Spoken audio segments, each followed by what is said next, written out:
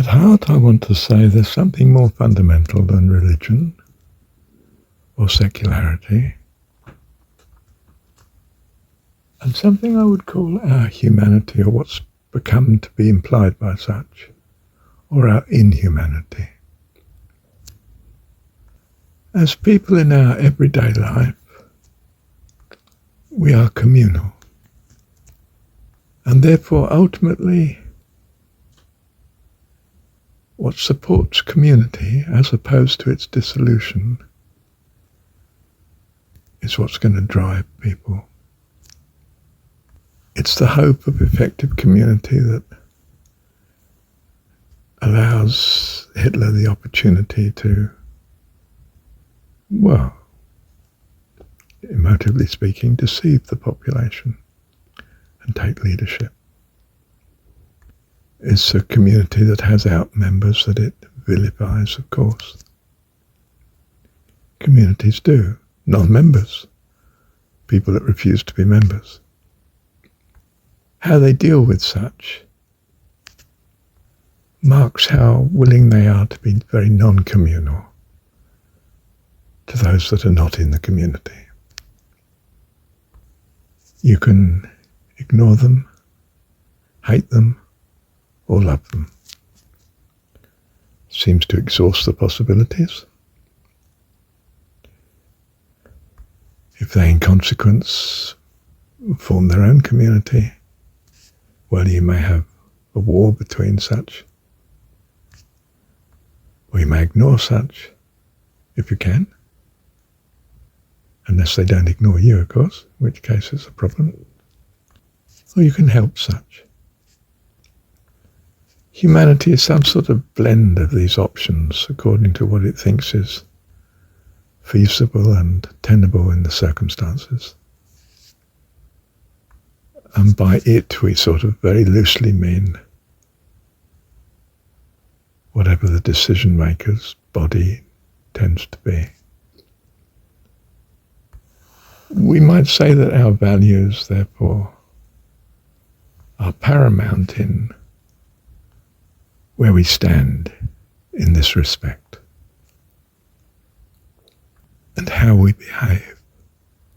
You could say very broadly then it depends on the sort of culture, especially, and in particular the peculiarity of the culture that key decision makers may have had. We then come to understand why their behaviour is the way it is, or at least consistently with such information as we have. Of course, we all have basic needs, and in some basic sense, therefore, we are creatures that avoid pain and seek pleasure and prosperity and so forth. But the particular cultural background to different groups makes a difference in how we think about things. We think of spirits as something non-material, and originally I think was another way of saying how one's thinking. You know, the spirit of fear, the spirit of forgiveness and so on. And these became sort of personified in our minds so that religion has seen them as spirit beings, and perhaps such that take possession of someone even, and might need casting out, as with the view of some religions. But if we come back to a view that spirituality is about thought, and thoughts are the consequence of values, drawing on such thoughts and giving them the weight of action in the world or not, and so forth, then our spirituality or our values are very important in trying to understand the way people behave. And such values may be quite vividly displayed in the particular culture that a people have. As is the shrine, so is the worshipper. In other words, as is the temple in which you live, the way you live, how you behave, what your rituals are in your society, give you some idea of what your values are, how you think accordingly. Now, a society that has values that don't really value people and are willing to sacrifice the welfare of your own people, it's likely to be unstable, constantly having to use resources to keep its people in order, as opposed to a state in which citizens feel they're justly treated and kindly treated, really, that it's a good society and feel patriotic and supportive of the society. It's hard to pull off patriotism where things are very unequal. Some are very wealthy and very powerful and seem to be making decisions at the cost of those who are not. In other words, that which encourages empathy, sympathy, understanding, kindness is likely to result in a more prosperous society. Although I do agree, not necessarily one that can defend itself so well and attack others so efficiently, or want to attack others.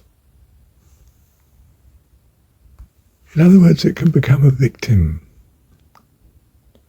and a non-survivor on the world scene, swallowed up in some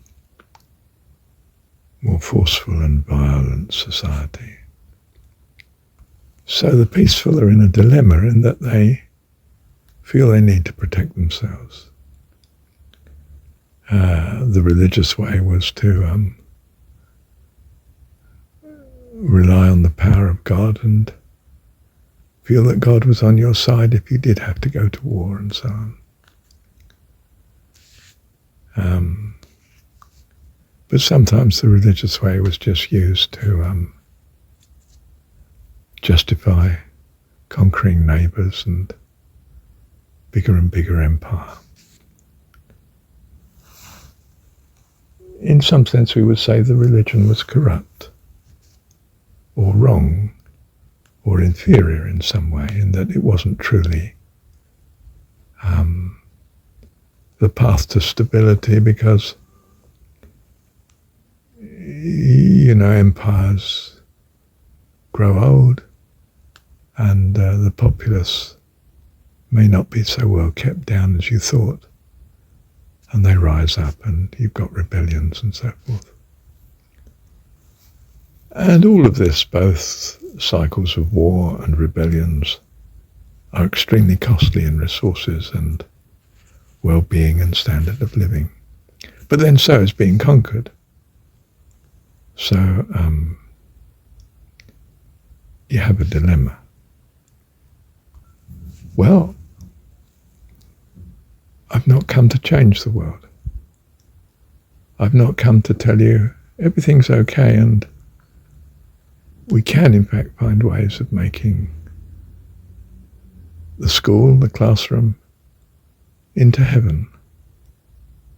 That's not, as I understand it, what the school and the classroom is to be. It's to be a place where we experience good and evil, good and bad, if you like, to be less emotive. And we come to know which way we want to go, and where we want to go is heaven, life eternal, life abundant. And it's not in this world. So don't get swept into solving the world's problems, wiping out poverty and so on. For the poor always you have with you. And I might point out we've never had so many poor on the planet as the end of the last century.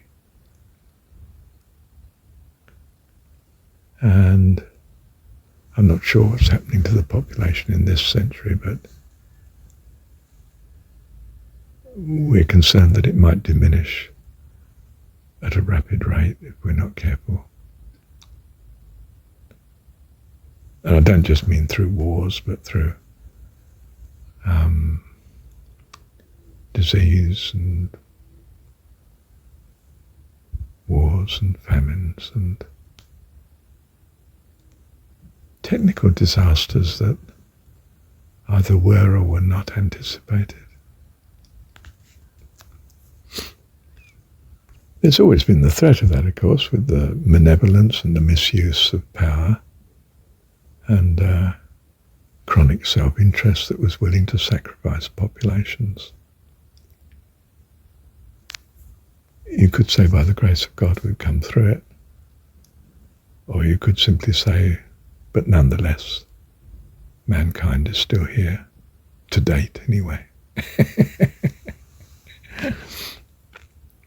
So no, I haven't really solved what was unhappy about my position yesterday evening in the group, and I didn't really voice it.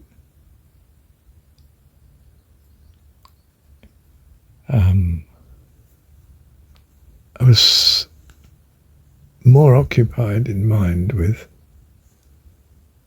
does trusting in God alter this whole discourse? And I think my conclusion is still where I should have started, which is, yes, it does. You simply don't take part in it. It's not there to be solved.